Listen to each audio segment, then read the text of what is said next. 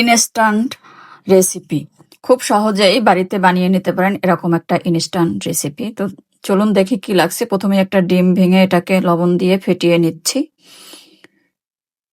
তো ডিমটা আমার ফেটানো হয়ে গেছে। এবার চুলায় একটা ফ্রাই প্যান দিয়ে এতে দিয়ে দিচ্ছি অলিভ অয়েল। এখানে আপনারা বাটারও ইউজ করতে পারেন বা ঘিও ইউজ করতে পারেন, আমি অলিভ অয়েল ইউজ করছি। এবার ফেটিয়ে রাখা ডিমটাকে দিয়ে দিচ্ছি, দিয়ে একটু ঘুরিয়ে নাড়িয়ে দিচ্ছি। এবার দিয়ে দিচ্ছি কাটিয়ে রাখা টমেটো, পেঁয়াজ, কাঁচামরিচ। প্রথমে আমি পেঁয়াজ দিয়ে দিচ্ছি, এরপর দিয়ে দিচ্ছি টমেটো,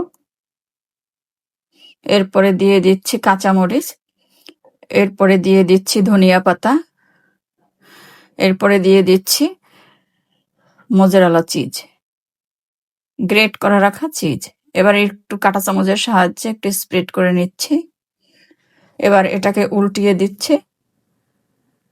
উল্টানোর সময় একটু সাবধানে উল্টাতে হবে।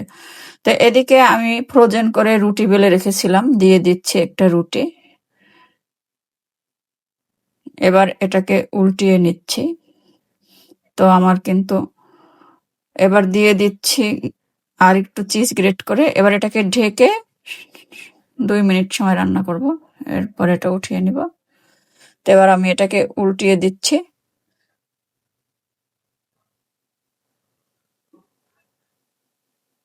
তো এটাকে আমি ফোল্ডিং করে নিচ্ছি। তো তৈরি হয়ে গেল আমার ইনস্ট্যান্ট রেসিপি।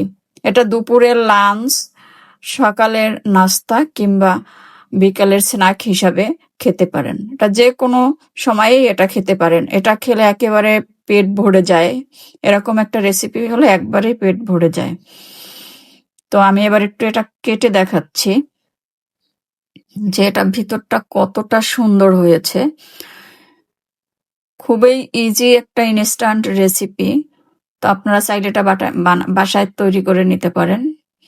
তো এটাকে আমি এবার একটু দেখাচ্ছি যে কতটা ইয়াম্মি হয়েছে।